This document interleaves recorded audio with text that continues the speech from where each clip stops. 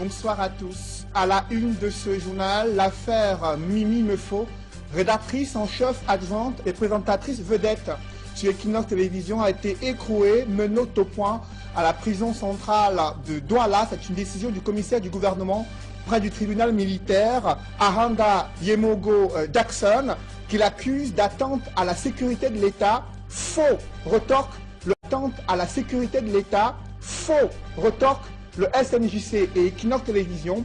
Elle n'a jamais commis aucune faute professionnelle.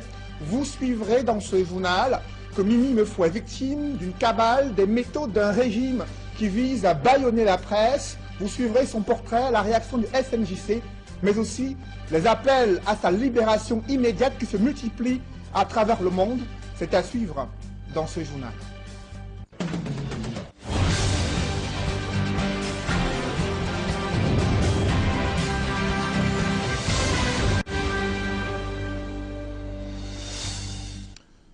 Merci de suivre cette édition spéciale consacrée à l'affaire Mimi Meufo, journaliste à Equinox Télévision, rédactrice en chef adjointe, en charge du DEX anglais également, présentatrice vedette. Elle vient de passer sa deuxième nuit à la prison centrale de Douala.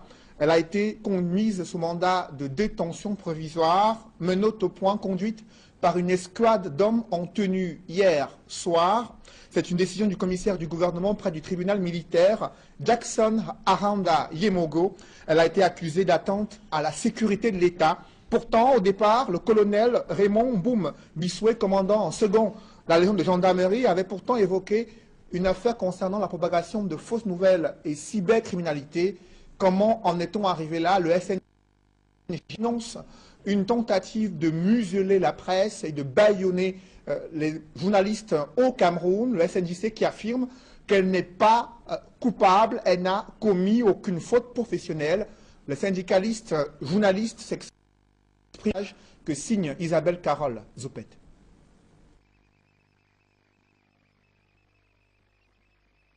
L'incarcération de la journaliste Mimi Meufo à la prison de Noubel à Douala suscite une vague de réactions au sein de la Corporation des journalistes, notamment du syndicat national des journalistes du Cameroun.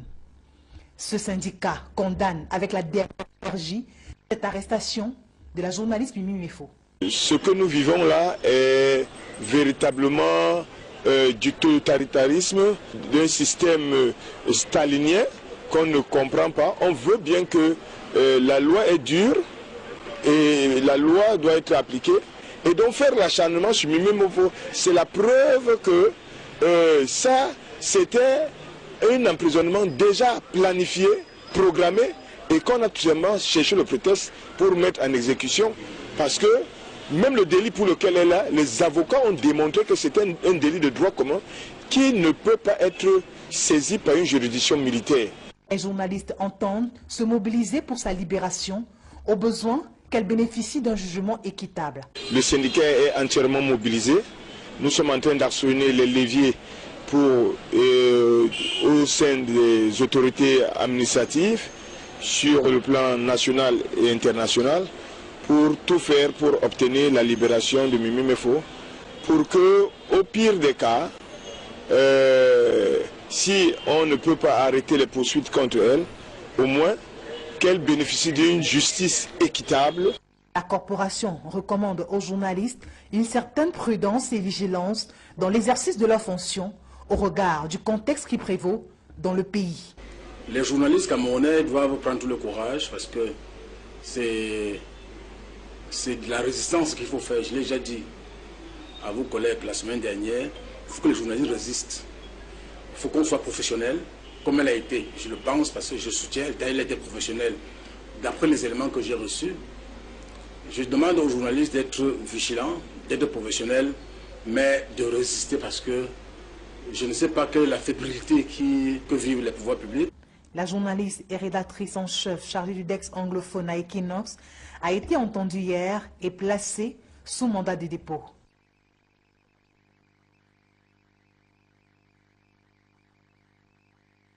Je veux vivre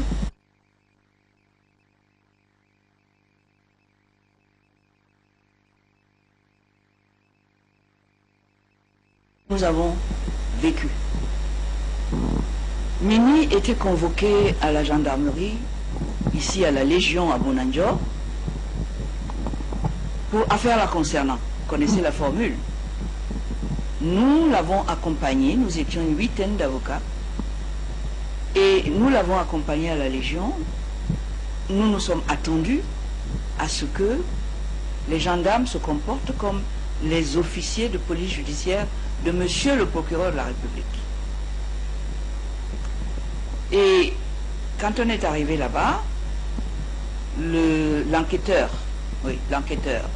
nous a reçus, a notifié à Mimi qu'elle avait sur son mur de Facebook posté un message dans lequel elle accusait les forces armées d'avoir tué le pasteur américain. Eux, ils veulent juste savoir si elle a la preuve de ce qu'elle dit. Nous avons arrêté l'enquêteur en lui disant, monsieur l'enquêteur, maintenant que vous nous notifiez que c'est ça, ça correspond donc à quelle infraction? Mimi a fait quoi de délictueux ou de criminel? Il a dit, ça, nous pensons que Mimi a commis l'infraction de propagation de fausses nouvelles et cybercriminalité. Il a lu l'article qui disait que pour ce faire, les peines prévues sont de 3 mois à 2 ans. On lui a dit, c'est très bien, maintenant que vous lui avez notifié ce qu'on lui reproche, nous voulons que vous lui rappeliez les dispositions de l'article 116 du Code de procédure, qui prévoit que vous êtes tenu de lui dire qu'elle a des droits en tant que suspecte, et notamment 2 droits obligatoires que vous devez lui signifier, et nous porter ça sur le procès verbal, à savoir qu'elle a parfaitement le droit d'être assistée de ses conseils, et deuxièmement, elle peut garder silence. Mimi a dit, je garde silence. On a bien vu qu'il ne s'était pas attendu à ce que Mimi puisse garder silence. Alors le colonel a commencé à faire des va-et-vient entre son bureau, le bureau de son patron, etc. Et il est revenu avec d'autres questions qu'il lisait d'ailleurs sur son téléphone portable. Il dit, oui, mais bon, d'accord, on va écrire ça. Et on a écrit, ils ont écrit à la main, et ils ont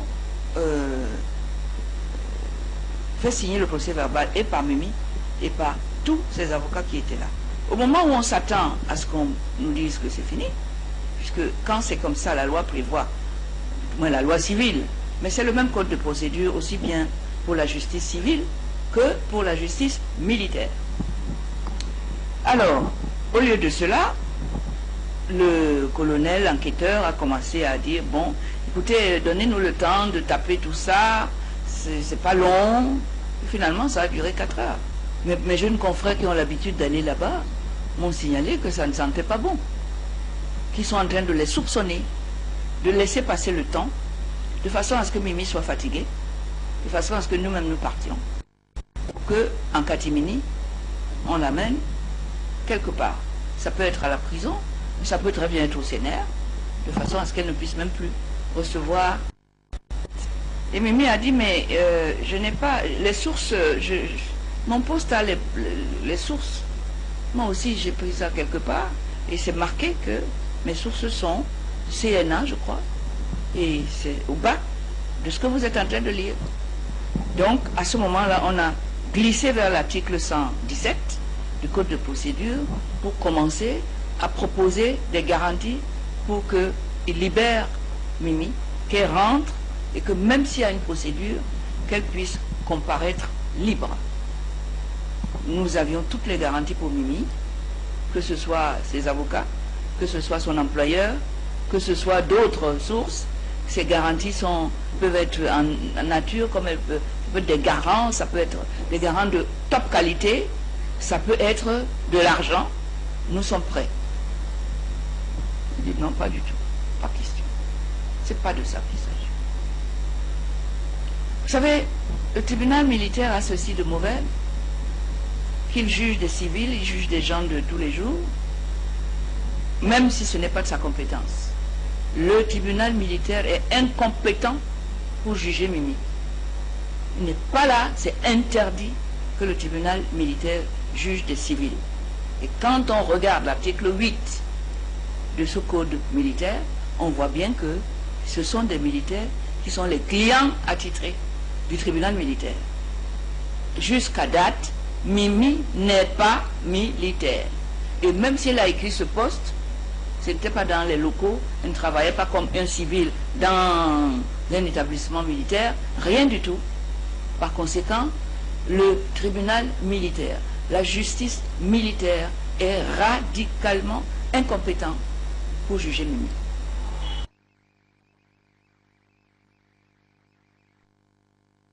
De propagation de fausses nouvelles et cybercriminalité à son audition à la gendarmerie. L'accusation contre la journaliste Mimi Mefo s'est progressivement transformée en atteinte à la sûreté de l'État devant le commissaire du gouvernement, près le tribunal militaire de Douala-Bonanjo. Les infractions pour lesquelles Mimi Mefo a été requis n'ont aucune connotation militaire. Qu'est-ce que nous allons faire devant le commissaire du gouvernement? Ils disent non, ils veulent nous voir, ils nous attendent. Puisque dans le dossier, nous avons vu un procès verbal demandé par le commissaire du gouvernement et nous avons cru que peut-être c'était pour lui rendre compte.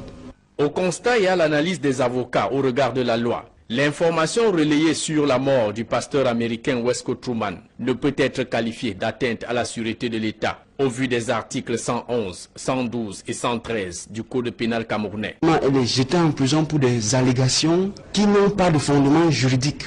Moi, je n'ai pas vu des éléments de preuve concordants pour permettre qu'elle soit mise en détention provisoire. Moi, je pense que ça, c'est un moyen pour museler la presse.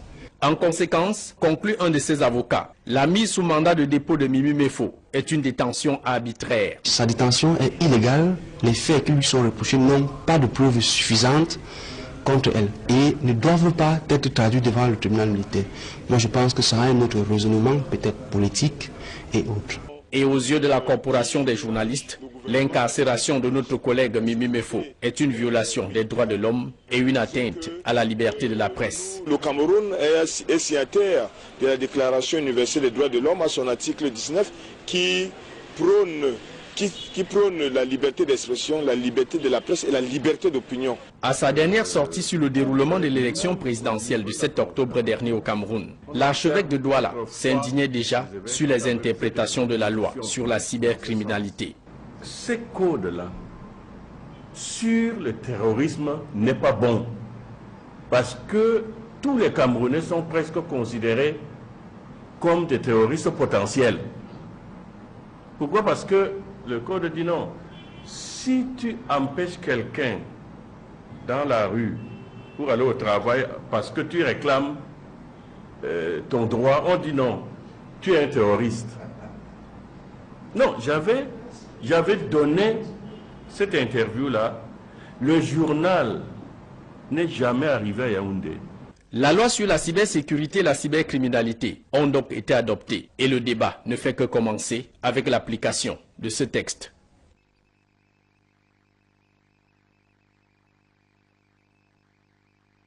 Hashtag FreeMimiMefo. Hashtag StandForMimi. Libérez Mimi. Voilà autant de mouvements lancés sur la toile, juste quelques heures après l'incarcération de Mimi Mefo à la prison de Nubel. Elle bénéficie du soutien des Camerounais de tous bords. Sur la toile, difficile de distinguer les hommes politiques, les organisations, les confrères, les fans. Tout le monde lui apporte son soutien. Chacun a remplacé sa photo de profil par une photo de la journaliste incarcérée. Dans la plupart des cas, la photo s'accompagne d'un message de soutien. Dans la classe politique, plusieurs ont réagi. C'est le cas de Jean-Michel Nintieu, Bergeline Doumou, Franck Essi, Aya Abiné, Jean-Robert Wafo et bien d'autres. L'Union européenne Cameroun, tout comme l'Alliance des forces progressistes, condamne avec fermeté les arrestations arbitraires des journalistes au Cameroun ainsi que les atteintes à la liberté d'expression. La mobilisation de la presse est tout aussi remarquable. Tous dénoncent la répression de la presse camerounaise. Le syndicat national des journalistes du Cameroun, par la voix de son secrétaire général, interpelle le ministre de la Communication sur les méthodes utilisées pour museler la presse. Pour de nombreux journalistes, c'est inadmissible que Mimi Mefo soit traitée comme une criminelle. C'est honteux pour le Cameroun. Il faut libérer ce talent. L'Union des journalistes camerounais de l'étranger appelle à la mobilisation totale pour la libération de Mimi. Autre personnalité à avoir pris position dans le cadre de cette affaire, J. Rebingono, Valsero ou encore André Blaise et Sama. Ils partagent tous le même message, le recul de l'état de droit au Cameroun. La guerre ouverte selon eux contre la presse camerounaise doit prendre fin. Les nombreux fans de Mimi Mefo d'ici et d'ailleurs lui témoignent leur amour à travers des messages de réconfort.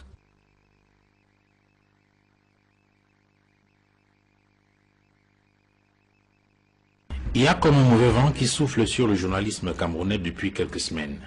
Mimi Mefo Takambou, rédacteur en chef adjoint à Equinox Télévision, vient d'être placé sous mandat de dépôt à la prison centrale de Nubel à Douala.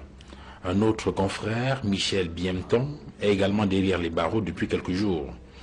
Joseph Olinga, journaliste au quotidien Le Messager, était devant le juge à Bafoussam ce jeudi. 3 journalistes au moins, face à la dure épreuve de la justice camerounaise en l'espace de 4 semaines, ça peut paraître banal, mais lorsqu'on considère le contexte, il y a lieu de s'interroger. Le contexte est justement celui de la préélection présidentielle au Cameroun, marquée par des chicanes. Des partis politiques continuent de contester les résultats, alors que le RDPC, lui, les considère comme des mauvais perdants qui ignorent les vertus du fair play. L'élection présidentielle elle-même s'est tenue dans un contexte particulier, celui des férocités dans les régions du nord-ouest et du sud-ouest, où l'on a enregistré le taux de participation record le plus bas, environ 5%. Et la presse libre était là, à rendre compte, froidement, en relevant les faits proéminents, ces violences inouïes sur le chaudron de la crise anglophone et les implications sur la légitimité du candidat déclaré élu. En rendant compte, minute by minute, de façon équilibrée, de manière professionnelle, des réactions des candidats entre la campagne électorale et la proclamation des résultats. Ce qui, de toute évidence, ne plaît pas à certains apparatchiks du système gouvernant qui rêvent certainement d'un retour à la pensée unique.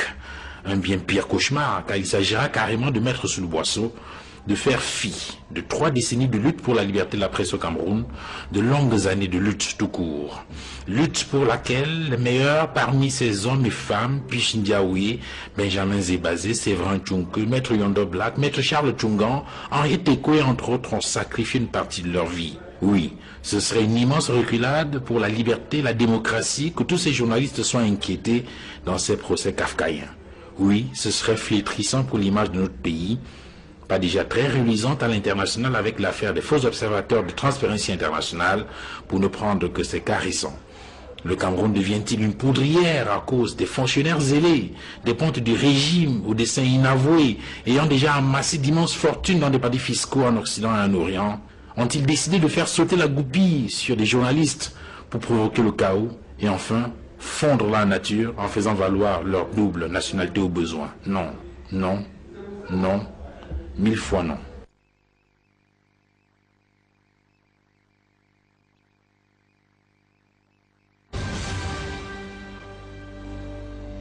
Good evening to you, ladies and gentlemen. We thank you so much for joining us in this edition of the Primetime Newscast on Equinox Television. Mimi Mefo, une voix, de la prestance, une passion.